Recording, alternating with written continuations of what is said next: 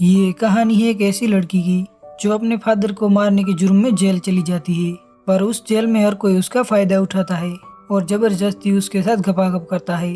अब वो लड़की उस जेल से कैसे निकलती है, ये हम इस वीडियो में देखने वाले हैं। हेलो दोस्तों, आज हम जिस मूवी को एक्सप्लेन करने वाले हैं उस मूवी का नाम है जेल बेट, जो 2014 में रिलीज हुई थी। मूवी स्टार्ट होती है और हम एक लड़की को देखते हैं जिसका नाम एना था। वो अपने कमरे में बैठकर गिटार बजा रही थी और तभी वहाँ उसके स्टेप फादर आते हैं और एना को एक जोरदार थप्पड़ मारते हैं। इसके बाद वो उसके साथ जबरदस्ती घपाघप करने की कोशिश करते हैं। एना खुद को बचाने के लिए उसे धक्का देती है, पर धक्का लगने की वजह से एना के फादर किसी नुकीली चीज से टकरा जाते हैं और उनका गला कट जाता है और उनकी वहीं पर मौत हो जाती है। इसके बाद एना को पुलिस पकड़ लेती है। कोर्ट में एना खुद को बेकसूर साबित करने की कोशिश करती है, पर उसकी कोशिश बेकार जाती है और उसे 4 साल की सजा मिलती है। इसके बाद एना को जेल भेज दिया जाता है, जहां हम जेल के वार्डर फ्रैंक को देखते हैं और वो उन लड़कियों से कहता है कि तुम सबको यहाँ के रूल फॉलो करने होंगे और अगर तुमने ऐसा नहीं किया तो तुम्हें कड़ी सजा दी जाएगी। इसके बाद एना अपने सेल में जाती है, जहाँ उसकी मुलाकात एक जेनी नाम के लड़की से होती है। जेनी यहाँ 5 साल से रह रही थी और वो ज्यादा बात नहीं करती, पर एना को देखने के बाद वो उसकी तरफ अट्रैक्ट होने लगती है। और अगले दिन जब एना काम कर रही थी तभी उसके पास एक कोडी नाम की लड़की आती है जो कि व्हाइट ग्रुप की लीडर थी और वो एना से कहती है कि तुम हमारे ग्रुप में शामिल हो जाओ। पर एना उस ग्रुप में शामिल होने से मना कर देती है क्योंकि वो अकेले रहना चाहती थी।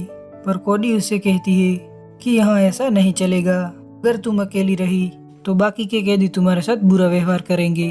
पर एना उसकी बात नहीं सुनती, इसलिए कोडी उस पर गुस्सा हो जाती है। एक बार एना जब सफाई कर रही थी तभी वहाँ कोडी आती है और ग्रुप की सारी लड़कियां एना को मारने लगती है क्योंकि एना ने कोडी की बात नहीं मानी थी।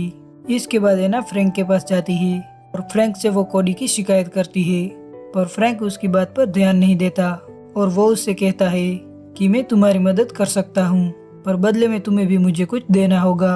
अब ये कहकर वो एना को छूने लगता है तो एना समझ जाती है फ्रैंक उसकी लेना चाहता है, इसीलिए वो वहाँ से चली जाती है और अपने सेल में बैठकर रोने लगती है। तब जेनी उससे कहती है कि यहाँ तुम्हें इन सब की आदत डालनी होगी, और ये कहकर वो एना के करीब जाती है और उसे किस करती है। एना को भी ये अच्छा लगता है और इसके बाद वो दोनों टपाटप करते हैं। अगले दिन जब एना काम कर रही थी तभी ब्लैक ग्रुप की एक लड़की एना के पास आती है जो कि एना को परेशान करने लगती है। अब एना को समझ आ जाता है कि अगर उसे यहाँ सेफ रहना है तो उसे कोई भी एक ग्रुप ज्वाइन करना पड़ेगा, इसलिए वो कोडी के पास जाती है और उसका ग्रुप ज्वाइन कर लेती है। लंच के बाद कोडी एना को अपने सेल में ले जाती है और कोडी एना से कहती है कि अगर तुम्हें इस ग्रुप में रहना है तो तुम्हें मारपीट करना सीखना होगा क्योंकि कमजोरों की इस जेल में कोई जगह नहीं है। अगले दिन एना ब्लैक ग्रुप की एक लड़की से मारपीट करने लगती है, लेकिन तभी वहाँ गार्ड आ जाते हैं और एना को पकड़ के अपने साथ ले जाते हैं। एना ने जेल का रूल तोड़ा था, इसीलिए उसे अब सजा मिलने वाली थी। एना के सारे कपड़े उतारकर उसे एक रूम में बंद कर दिया जाता है जहाँ पर बहुत ठंडी थी। फिर अगले दिन एना को फ्रैंक के पास भेज दिया जाता है, जहाँ पर फ्रैंक एना से कहता है कि अगर तुम्हें ऐसी सजाओं से बचना है तो तुम्हें मुझे खुश करना होगा। तो इस बार एना मान जाती है और फ्रैंक उसके साथ घपाघप। एना अब समझ गई थी कि यहाँ रहने के लिए उसे किस तरह से सरवाइव करना है। इसके बाद वो कोडी के पास जाती है और दोनों मिलकर ड्रग्स लेते हैं और इसके बाद वो दोनों घपाघप करते हैं। अगले दिन ब्लैक ग्रुप की एक लड़की एना से बदला लेने के लिए आती है जिसे एना ने पहले मारा था। यहाँ दोनों ग्रुप के बीच फाइट हो जाती है। फाइट का जिम्मेदार फ्रैंक एना को ही ठहराता है क्योंकि वो एना के साथ मजे लेना चाहता था और वो वैसा ही करता है और वो एना को बुलाकर उसके साथ जिंगालाला करता है। और इसके बाद वो एना से कहता है कि अगर तुम्हारी दोबारा कंप्लेंट आई तो मैं तुम्हें बहुत टॉर्चर करूंगा। अब एना इन सब चीजों से परेशान हो गई थी, इसीलिए वो अब बहुत ज्यादा नशा करने लगती है। अब ज्यादा नशा करने की वजह से कोडी एना को समझाने लगती है, पर एना उसकी बात नहीं मानती, जिससे गुस्सा होकर कोडी एना को अपने ग्रुप से निकाल देती है। ब्लैक ग्रुप को जब पता चलता है कि कोडी ने एना को अपने ग्रुप से निकाल दिया है तो वो उसे बदला लेने आती है और एना की गंदी वाली पिटाई करती है। एना अब पूरी तरह से नशेड़ी बन गई थी। जेल में उसे 2 लड़कियां मिलती है जो हर वक्त नशे में रहती थी और एना भी उनके साथ मिल जाती है और पूरा दिन नशा करने लगती है। एक दिन जेनी उसे समझाने की कोशिश करती है, पर एना उसकी बात को इग्नोर करती है फिर एक बार एना ब्लैक ग्रुप से लड़ने जाती है और यहाँ इन सभी की फाइट हो जाती है। इस फाइट का इंजाम एना पर आता है और उसे फिर से उसी ठंडे रूम में रखा जाता है, लेकिन फ्रैंक उसे उस रूम से बाहर निकालता है।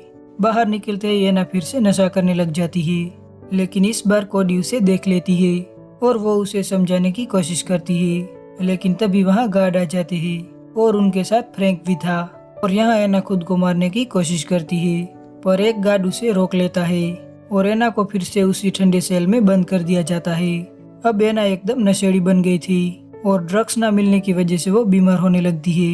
एक बार जब उसे खाना दिया जाता है तो वो खाने की प्लेट तोड़कर अपने हाथ की नस काट लेती है, पर एक गार्ड उसे देख लेता है और उसकी जान बचा लेता है।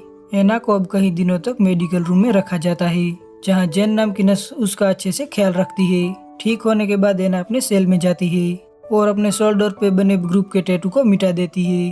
कोनी को जब ये पता चलता है तो वो उस पर बहुत गुस्सा हो जाती है और एना के गाल को काट लेती है। एना जब मेडिकल रूम में होती है तभी फ्रैंक उससे मिलने आता है और एना को गंदी तरीके से छूने लगता है। जेन ये सब देख लेती है। जब फ्रैंक चला जाता है तब जेन एना से फ्रैंक के बारे में पूछती है तो एना उसे सब कुछ बता देती है। ये जानने के बाद जेन फ्रैंक के पास जाती है और उसे कहती है कि वो उसकी सच्चाई सबको बता देगी। फ्रैंक को इस बात से गुस्सा आता है और वो जेन को मरवा देता है। एना को जब पता चलता है कि फ्रैंक ने जेन को मरवा दिया है तो उसे बहुत दुख होता है। अगले दिन फिर से फ्रैंक एना के साथ गपागप करता है। एना अब फ्रैंक से परेशान हो गई थी, इसीलिए वो हेल्प के लिए कोडी के पास जाती है और कोडी को फ्रैंक के बारे में सब कुछ बता देती है। कोडी उसे एक अपना मोबाइल देती है और फ्रैंक की करतूतों को रिकॉर्ड करने को कहती है। फिर अगली बार जब फ्रैंक एना के साथ गपागप कर रहा था तो एना सब कुछ रिकॉर्ड कर लेती है। और कुछ दिनों के बाद सीनियर पुलिस जब कैदियों से पूछताछ करने आते हैं तब एना पुलिस को फ्रैंक का वीडियो दिखाती है, जिसमें फ्रैंक एना को पेल रहा था। इसके बाद फ्रैंक को अरेस्ट किया जाता है और एना से सीनियर ऑफिसर माफी मांगते हैं और उसकी सजा को खत्म कर देते हैं और एना को जेल से रिहा कर दिया जाता है। और इसी के साथ ये मूवी यहीं पर एंड हो जाती है।